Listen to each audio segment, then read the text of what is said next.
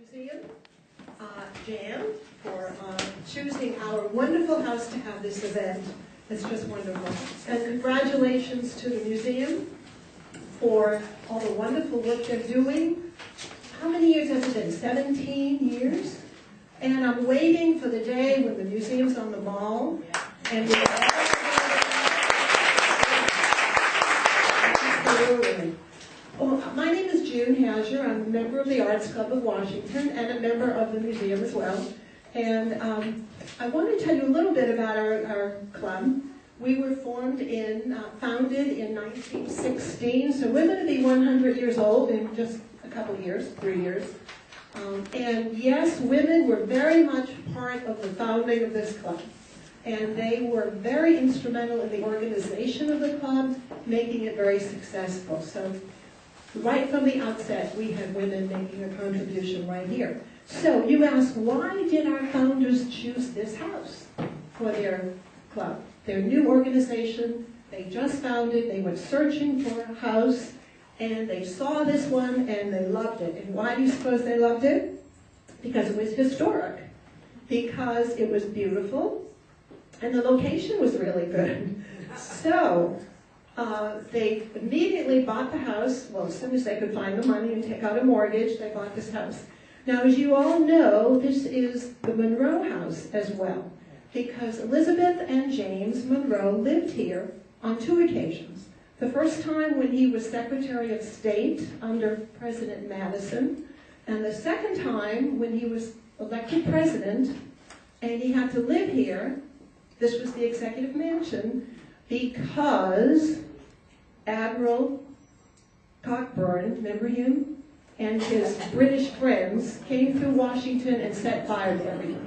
So they missed our house, and we're so fortunate. I guess they didn't realize it was an important house, and they just walked right by. So we're very pleased about that. So we are the Arts Club of Washington, and we have, how many of you have been here before? Or not been here before? Not. Oh.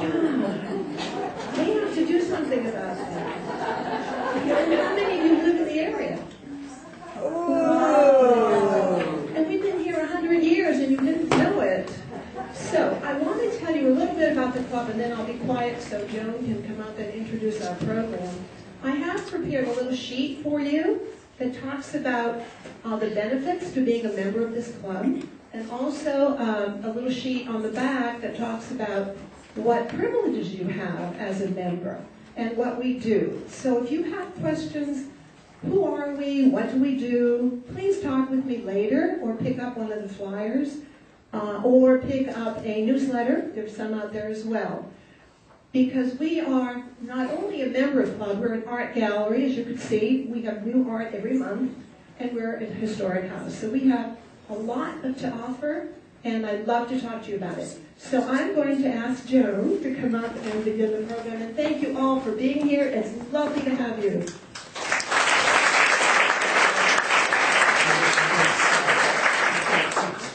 Thank you, June, and thank you to all of you for coming here this evening. My name is Joan Wages. I'm the president and CEO of the National Women's History Museum.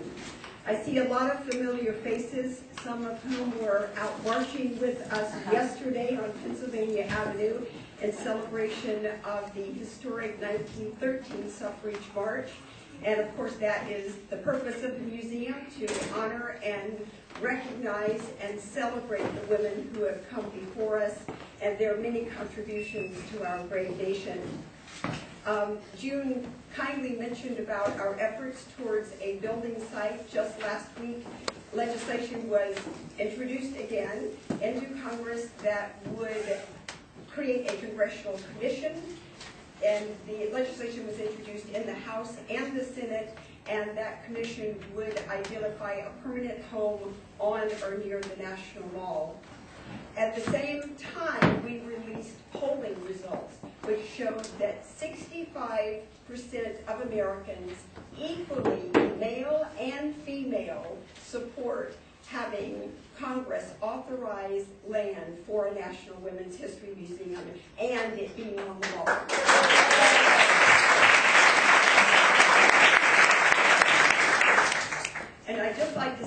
that if you have any reason to wonder why we need such a museum, there are 17,000 museums in this country, and not one of them addresses the breadth and depth of women's history.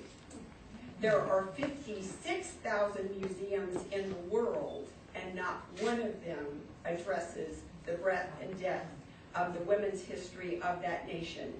This will be the only nation with a women's history museum in its nation's capital, and of course will show that our country honors our women. So we hope that you will.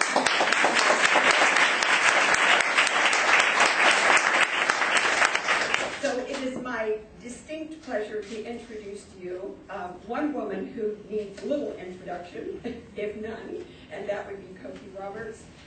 You know her from this week with George Stephanopoulos. You know her from programs, ABC programs that she's done with Sam Donaldson. And you probably know that she's written 3 wonderful books about our founding mothers. So she has a great deal of knowledge about women's history. And she is joined this evening by Catherine Allgor. Catherine is the Director of Education at the Huntington Library in San Marino, California. So she flew in for this. She's a professor of history and a UC Presidential Chair at the University of California at Riverside. She received her PhD from Yale University and studied at the Radcliffe Institute for Advanced Studies and is a visiting professor of history at Harvard University. But we think her biggest claim to fame is that she is on the National Scholars Committee of the National Women's History.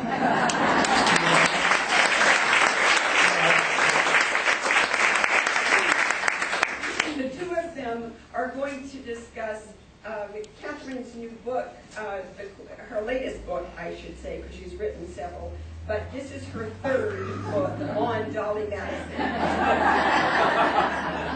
the Queen of America.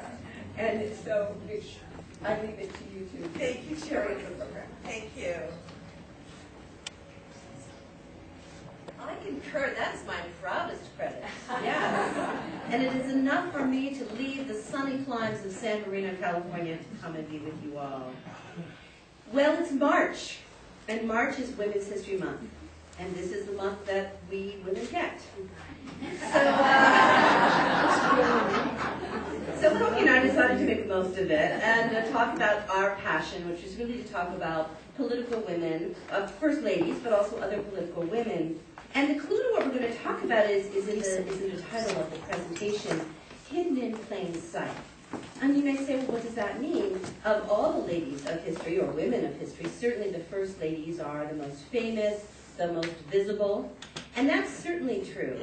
But they embody a problem when you go to study them. That is the problem of women's history, which is finding sources. First, finding them, knowing what they are, and how to interpret them. And so this book, and I am a shameless plugger, I'm holding it up again, Queen of America looks at one of these sources. I've looked at it, Cokie's looked at it, and among other things presents this source for the very first time in a readable form. And I'd like to give you then the story of my journey with this source and trying to find the real Dolly Madison. And I think it probably started in 1994. I began my first book, and it's called Parlor Politics, in which the ladies of Washington helped build a city and a government. And when I started this project, I had a hunch. And my hunch was that women were important in the formation of the federal government, and, guess 2 hunches, that Washington City would be the place to see that in action. Now, I began with my hunch by asking libraries and archivists for papers to or from or about Washington women, and there was always a terrible silence on the other end of the phone. And the librarians would say, oh, I don't think we have that. And they're very dismayed because librarians want to be helpful. But then after a pause, they'd always say, well, there's always Dolly Madison. Now, this story has a happy ending because it turns out the librarians and I found a lot of Washington women, but it was true, there was always Dolly Madison. I knew the name, of course, because I grew up in Philadelphia, the home of Dolly Madison ice cream. And I had watched all those Charlie Brown Christmas specials sponsored by Dolly Madison Cakes and Pies, but for a long time, Dolly Madison was just a placeholder for a chapter. As I went on and I wrote about Thomas Jefferson and Louisa Catherine Johnson Adams and Margaret Bayard Smith and all kinds of Washington characters. When I finally got to Dolly, I discovered there was very little written about her that was scholarly. Now, make no mistakes, there are masses of books about Dollies, but they're often biographies for young readers, novels, or history written before the modern age, where the enthusiastic and admiring authors never let a lack of evidence stand in the way of a good story. So a lot to read, not too much useful. There was one exception, a book called Dolly and the Great Little Madison by Conover Hunt, and it examined the Madisons' life through their material culture. That was terrific. I found one thing that was scholarly, that was useful, but it was short. It was an analytic entry on Dolly in a collection, American First Ladies, Their Lives and Legacy, edited by Louis L. Gould. And this article was by a woman named Holly C. Shulman. So when I started out looking at Dolly, let's cut out the idea that there's much written about her that's useful. Turns out even less in her own words. You know, the letters to and from, any diaries, anything she writes. Using bibliographies, I found there was a 1914 Life and Letters of Dolly Madison by Alan C. Clark. There was an early biography by Maud Walter Goodwin. But I discovered that all the discussion about Dolly and her stories about her childhood and her life and letters all went back to a single slim volume, written in 1888. And on the title page of the volume it said, Memoirs and Letters of Dolly Madison, wife of James Madison, President of the United States, edited by her grandniece. Now, the quaintness of this title was irresistible, and even a little mysterious, though I did find out that the grandniece had a name, and that name was Lucia B. Cutts. And Lucia's book had letters, but it was clearly also kind of a narrative, and it was the source for all of these great stories about Dolly, especially her childhood. So even as I was kind of scrambling together to put together this chapter, I decided that Dolly Madison needed a real, full-length, scholarly biography. So in 1999, I went searching for Dolly. And I started with that woman, Holly C. Shulman, and I found her at the papers of James Madison. And it turns out that I began my work on Dolly at an auspicious time in Dolly's career. And Holly Shulman and David Madden, who's an associate editor of the papers, were embarking on actually collecting a volume of her letters. So they ended up collecting 300 letters from to and from Dolly, transcribed, edited, annotated with just the highest standards. And it's in a beautiful book, The Selected Letters of Dolly Madison. But it didn't end there. As I was working on the book that would become A Perfect Union, Dolly Madison and the Creation of the American Nation, Holly Shulman was becoming a pioneer, not just in women's history, but in 21st century archives. And she was becoming the webmaster of what now is the Dolly Madison Digital Edition. It's published by the Rotunda, which is the electronic imprint of the UVA Press. And in it, can you say in it in the website? Yes, I guess so. Every letter to and from Dolly. And because it's a database, of course, it's expanding, so it's including everything about Dolly. So it's a wonderful resource. So Dolly was coming into her historical home. As I worked my way through her papers, Holly and David, in a way, were my guardian angels. I also discovered another guardian angel. If not for me, it was for Dolly. When Ralph Ketchum, the noted biographer of James Madison, was preparing his 1971 biography, James Madison, he discovered many of Dolly's papers in private and family collections. Now, he wasn't necessarily collecting them. He was talking about James. But he did record where he found them, right, in these secret sort of chests.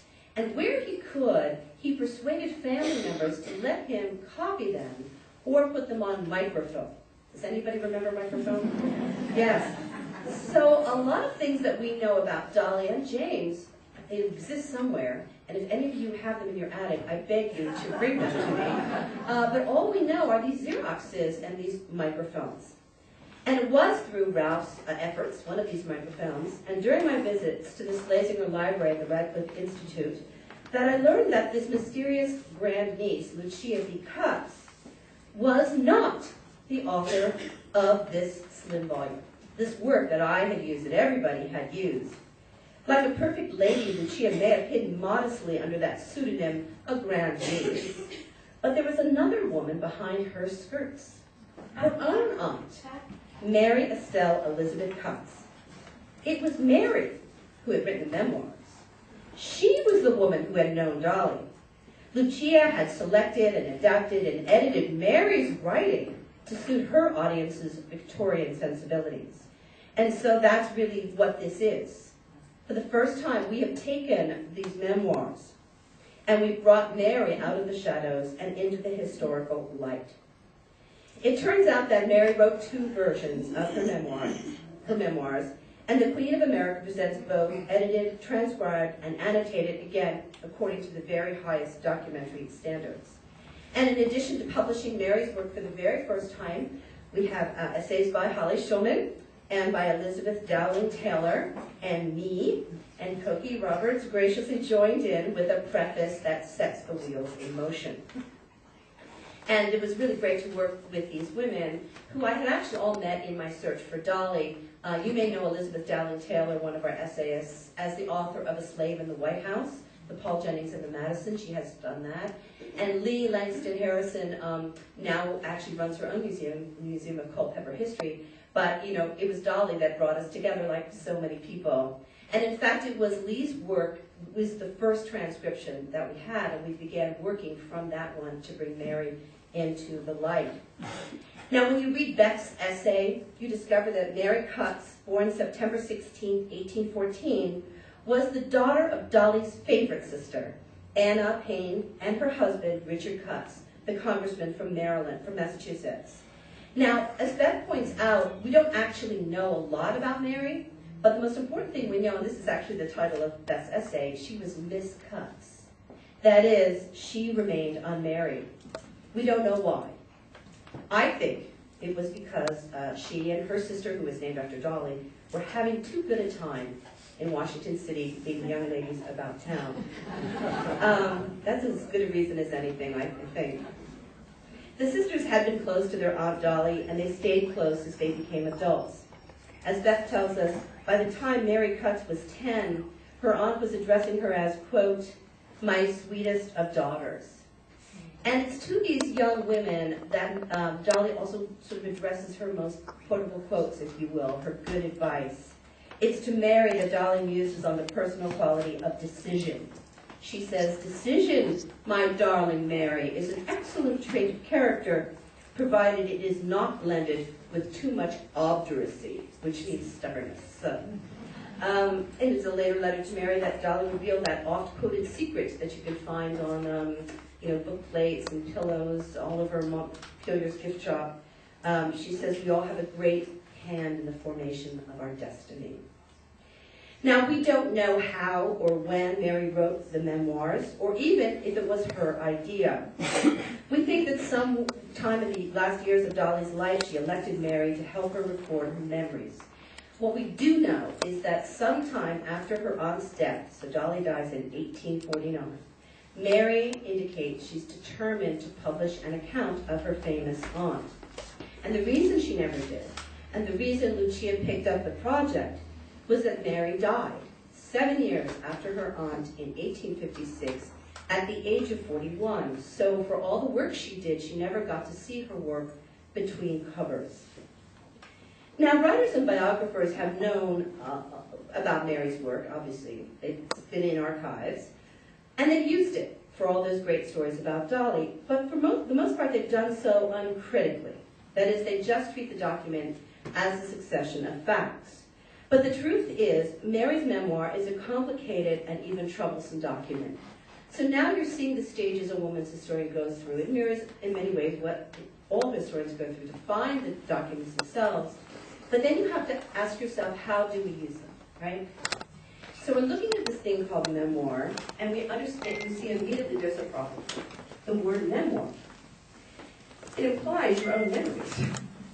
But Mary's account begins before Dolly's birth, with much of the action occurring before Mary's own time, so that's why we think it had to be a joint project between Dolly and Mary. But while Dolly was undoubtedly a source, it's also clear that Mary exercised strong editorial control of the draft, and sometimes the line dividing author and source and editor blurs. And by the way, don't you love that phrase, editorial control? It covers a multitude of sins, yes. But even if these stories came from Dolly herself, it's not clear whether they were recollected especially for this project, or if Mary relies upon oft-repeated anecdotes or family lore. So at one point, Mary's relating a childhood incident, and she says, "These and other tales of her, Dolly's, childhood, she often told her nieces 70 years afterwards." So when you're dealing with this document as a historian, you have to rely on Dolly's memory, on Mary's memory of Dolly, and also sometimes it becomes clear that somebody lied. Right? So we find facts that are deliberately fabricated. And of course, though the accuracy of an account counts, it's those distortions and downright deceptions that prove more revealing than the literal truth. Another problem lies in the form these memoirs take, and if you're a grammarian and listening carefully, you'll notice I've been referring to Mary's narrative in both singular and the plural, memoir and memoirs. We divide Mary's writing into two sections. The first section we call Cutts Memoir 1, and the second Cutts Memoir 2. Cutts Memoir 1 is bound in two sections at the Slesinger Library, and even though there's two sections, they're clearly one document as indicated by the paper, the writing, and the internal pagination, as well as the continuity of the narrative. We figured it just got too big to bind, so she bound it in two.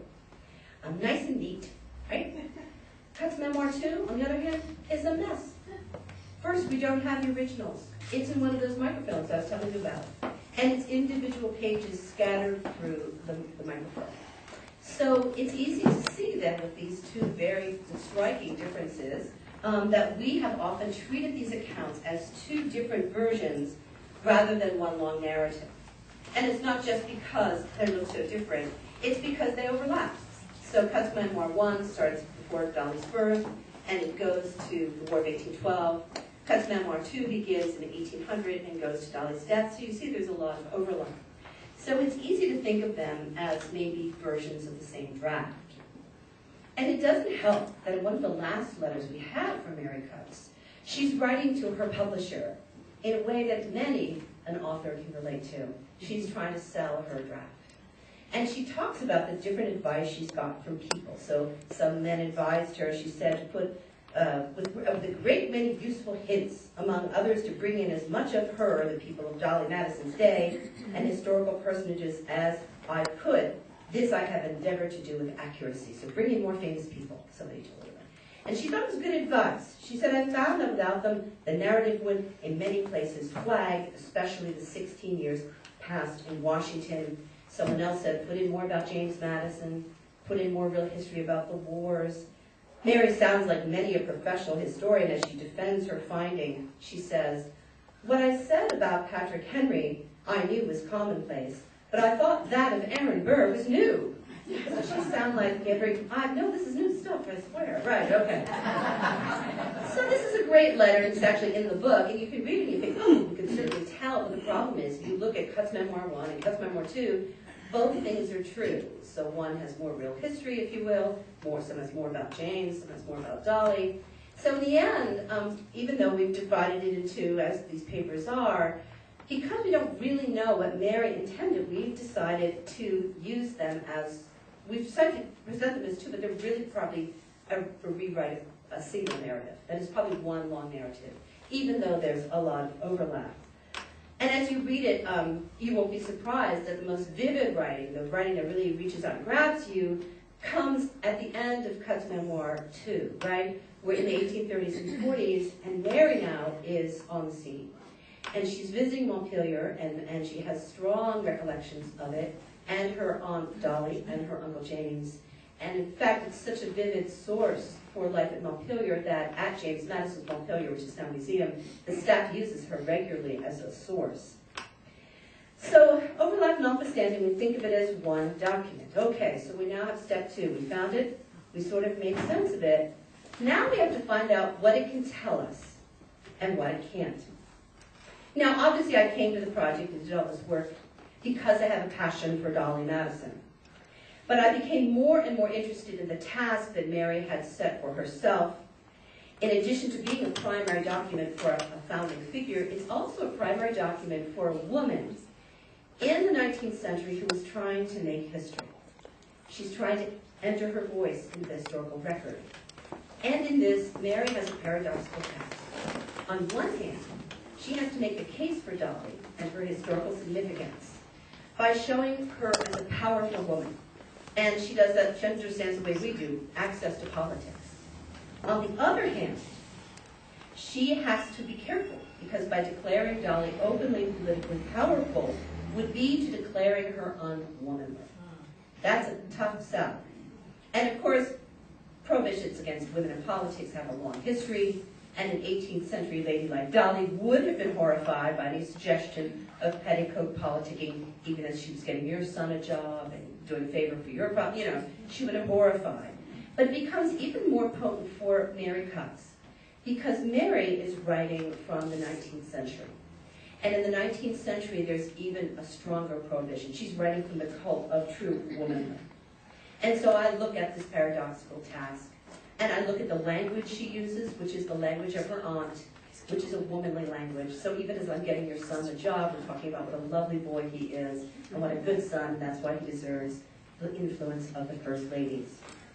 I said something about the lies that Dolly Madison told, and I have to say they're very interesting, always lies in there. What I do, though, is want to give enough time for us to talk and have exchange of conversations, of questions and answers.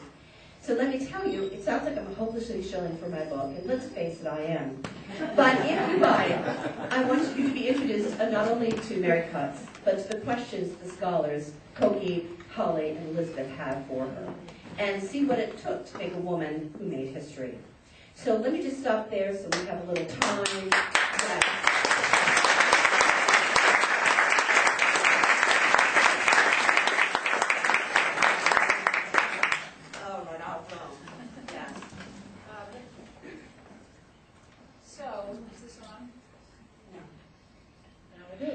Yes.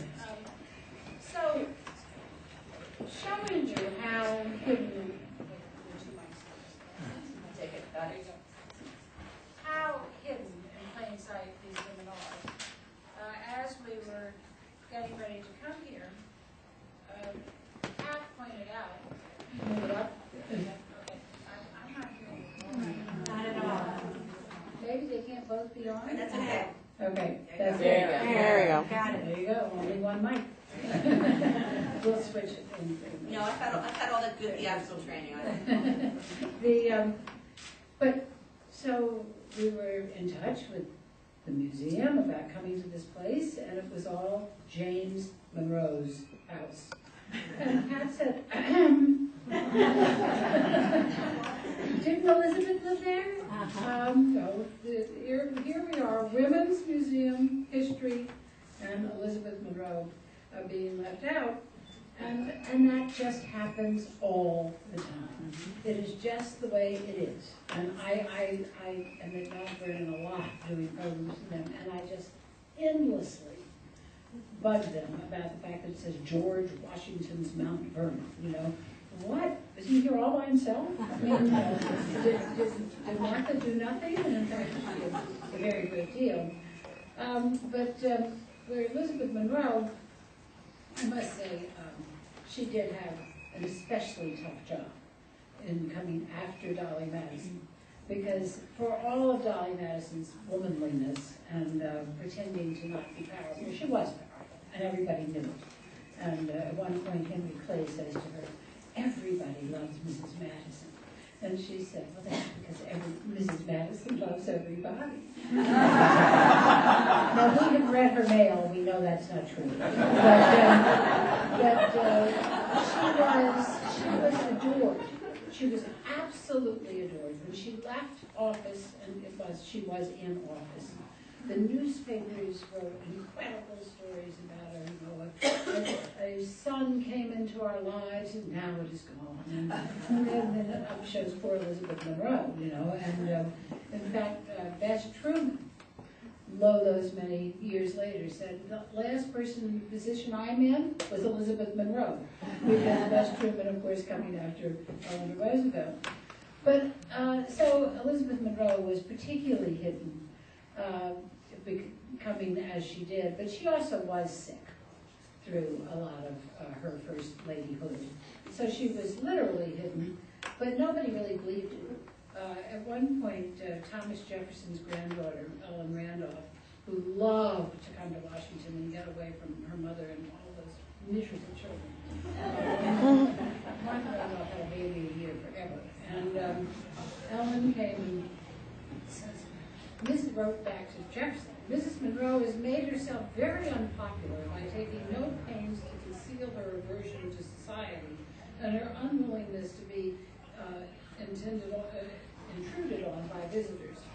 So she put her daughter Eliza Hay in charge of First Lady duties, and everybody really hated her. She was very haughty and very difficult. She spent a lot of time in Europe, but everybody here in Washington was a bunch of hayseeds. But it really was that people expected something different from the First Lady and the First Family because of the example Dolly had set. And basically ever since then, it's Dolly Madison's example that every First Lady who has had the ability to be popular has had to follow, which is being out in the world, being all things to all people, being gracious, being a wonderful hostess, but also always having a hand in and knowing what her husband was doing and what was going on. They all did receive a lot of praise and a lot of criticism. But even with all of that, even with that incredible scrutiny, it remains remarkable to me how hidden they still can be.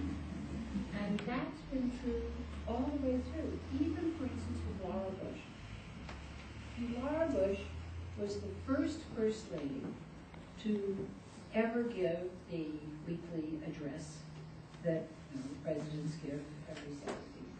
She's the only First Lady to have gone to the White House briefing room and taken the microphone in the briefing room and used it to call for the overthrow of the Burmese government. And people have a sense of her in some very different place. They think of her as some nicey librarian and don't have any concept of the kind of work that she's done all over the world for women and traveling to 77 countries and continues a tremendous amount of work for the women of Afghanistan. Because they can still be hidden.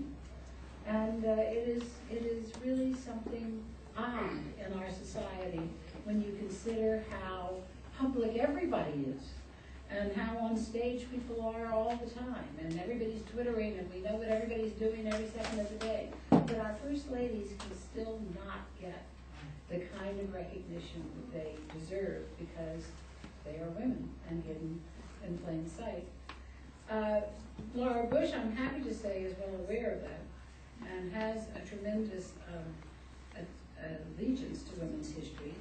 I've just learned from the Massachusetts Historical Society, where Kat and I have both spent a lot of time working on Louisa Catherine Adams, John Quincy Adams' wife, that the collection of her writings is about, it will come out next year, a Traveled First Lady, Writings of Louisa Catherine Adams, and they'll come out in spring of 2014, and Laura Bush has agreed to write the foreword because she does understand the importance of her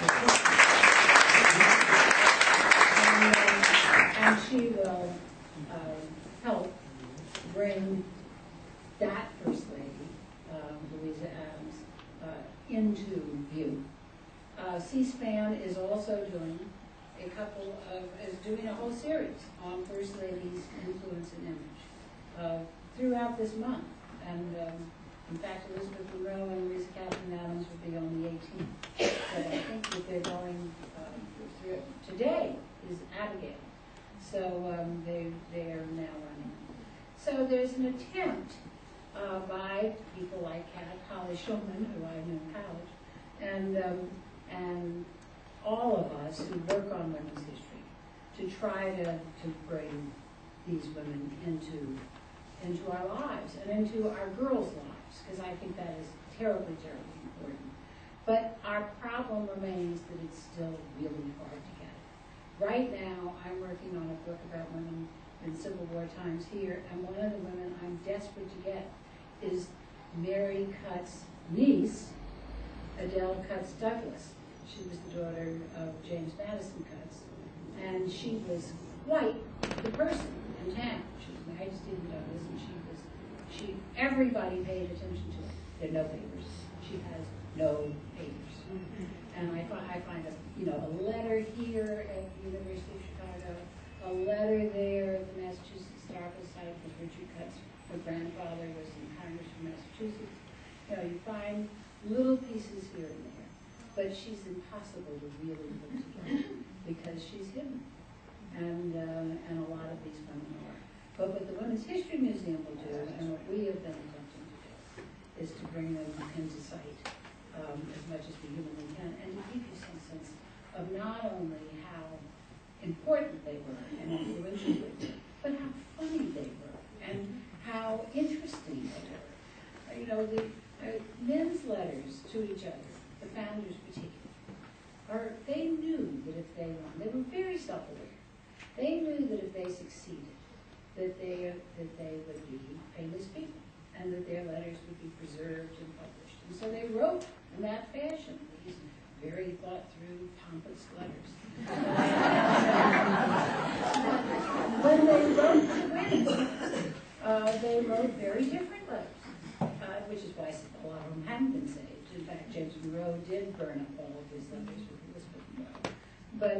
But they were much franker and funnier, and they talked about their ambitions and their fears, and they gossiped, and they talked about predicaments that they were in. I mean, to whom but his wife, with John Marshall, a great jurist, have written when he was riding the circuit in North Carolina, and wrote that he had arrived without any breeches. He tried to find a tailor, and everybody was busy, so he would have to pass the whole term without that important article of clothing. What was he wearing? I can't look at him. So it's not just that we learn about the women, things that are so tremendously important, but we learn more about the men, and learn how much more human they are by reading their letters to women, and especially by reading women's letters to each other, because they are really frank. And so you get a much fuller sense of our history, not just of the other half of it, the distaff side, but of all of society, because the women's letters will say, well, I think we really ought to go to war with the French, and I need that hat. And so-and-so just had a baby, and the baby died. And, on like that. So you get a full picture of the society. So it's not just women's history when we're talking about women's history. It's American history as seen in its fullest sense. And that's why it's so terribly important to bring it out of hiding and into plain view. So with those thoughts, we'd be delighted to take your questions. Thank you.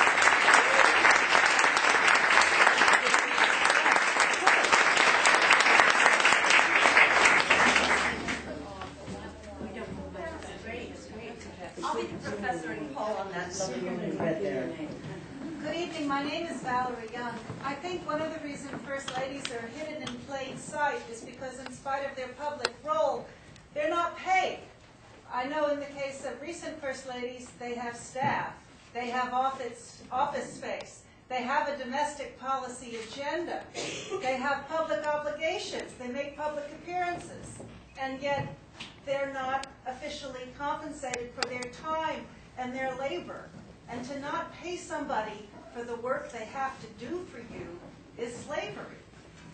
Do you think there's an argument that we can make based on the historical record that what the First Ladies have done is worthy of compensation?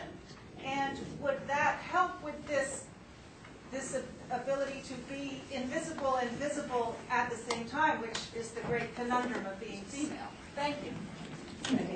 Yeah, sure. Let me say that there's a problem too. Again, Professor, let's stand up. There's another reason that women, especially First Ladies, are hidden in plain sight. Besides sexism, which is always an answer, right? And it's this. For politics to happen, really happen, you need two spheres of action. One is official. It's the legislation, it's the bills, it's the speeches, and it happens on the floors of Congress. But for politics to really happen, and I can't believe I'm telling a Washington audience this, you have to have an unofficial sphere.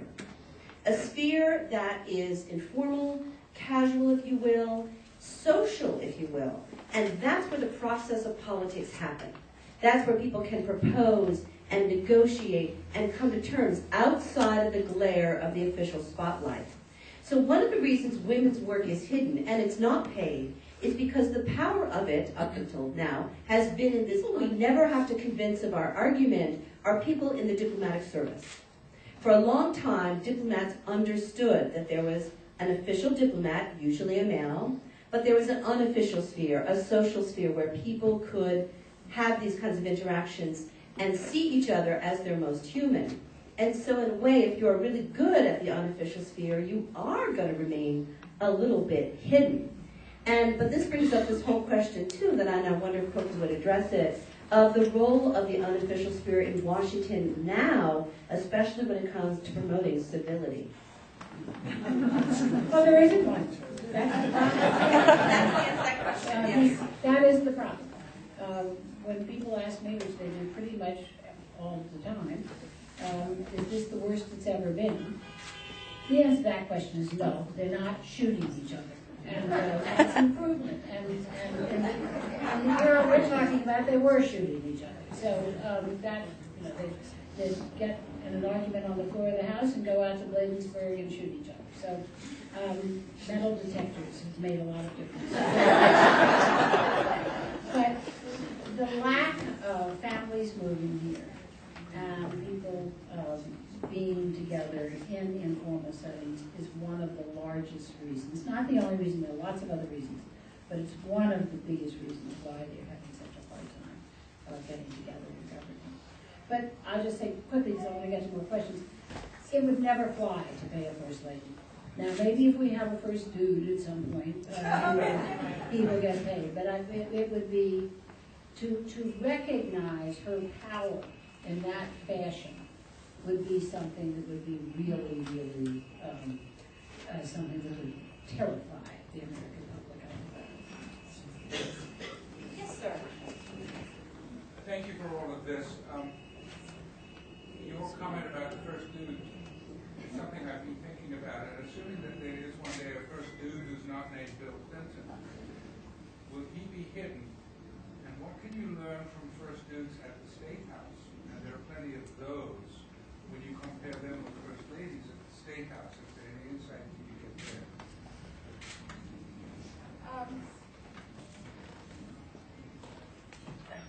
I actually don't know enough about the men in the State House to answer. As I think about it, a lot of those women don't have husbands. But I think most of them have, the ones who are there, you don't hear about them. So that's probably a good thing. Because it would be even more threatening for the man to be the person that was out there, because people would think he was running and that she was really just the figurehead and he wasn't.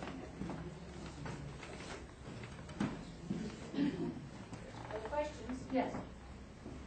As an ambassador for Girl Scouts nationally, give us some good advice on getting some message out there that we can do in a united fashion for young girls.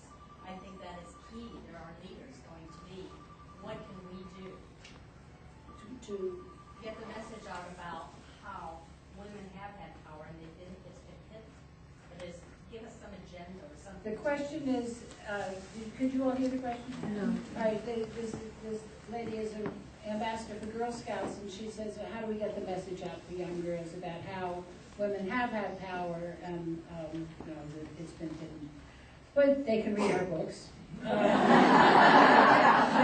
Actually, I'm not kidding about that. I mean, I really wrote these books with girls very much in mind. And I think that, and I made them accessible to, I mean, from about 12 up, they're fine. But I also think that having something like the Women's History Museum, I mean, it's all a movement to get girls to understand these things. And of course, Girl Scouts is one of the best places to do that. Can I answer that question? Yeah, I mean, people are gonna think we paid you to ask that question, because the answer is something like a Women's History Museum where they can go and be inspired by, you actually don't even know what could just suddenly tickle their fancy. It's really an exposure. The other thing I would say about that is, I think we're really good at telling our girls, you go for it, you can be President of the United States, you can do anything you want. But we also have to, at the same time, start training them to critique the world around them. And the great place to start with that is media. To sit with girls as they watch TV, and boys too, and ask the questions. Why is that girl not the center of the story? How come there's all those Smurfs and one Smurfette? Where are those women's clothes? And start developing that critical eye, because it's only one half of the equation to say you can do anything. The other half is you have to know the world in which you live. That's my thought. Yes. Yes, I'm going to 1 and 2. Yes. And then we have only time for one question after this. Go right ahead. Hi, I'm Bonnie Morris, a Women's History Professor at UW. And I'd just like to answer your question that, in fact, studying First Ladies is one of the most acceptable way of getting women's studies into the K-12 classroom, because if parents, educators, and administrators balk at the idea that women's studies is all about the body or contraception or sexuality, First Ladies sounds safe, but it can be revolutionary, as you've discussed. And in particular, your point about the letters addressing the hat as well as warfare, it introduces material culture, which I also think young girls need to learn to critique. So those are my 2 cents. I'll tell you something. I had my 11-year-old twin grandson's class came to the National Archives the other day, and I was the surprise guest because I'm a really good grandmother. It's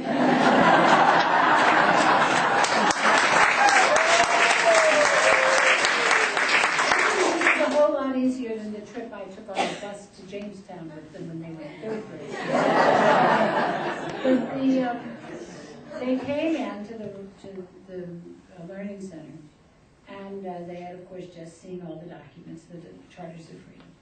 And I said to them, now, in the pictures up above, on one side was the Declaration of Independence, the other the Constitution. Aside from the fact that the guys were in funny white tights and funny pants and wigs, did you notice anything else? And the boys all started saying, well, there were symbols and stuff. Finally, I said, was anything missing? And a little girl raised her hand and said, women! And so it became my way in to telling them about what the women of those eras were doing.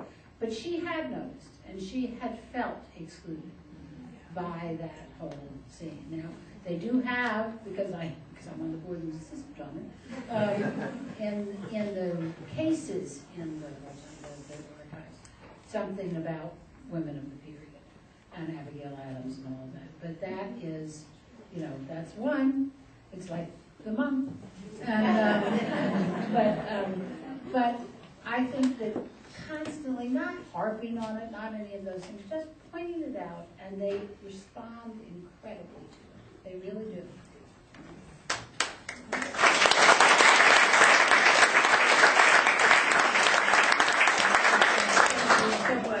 May I just make a quick comment? I can show you the room where Dolly Madison slept when she was there. I can show you, she and Elizabeth were very good friends. Good. And so if you join the club, then you can get to see them.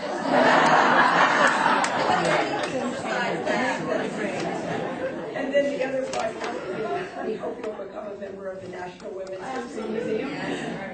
So thank you to Catherine Allgor, to Cokie Roberts for this delightful program.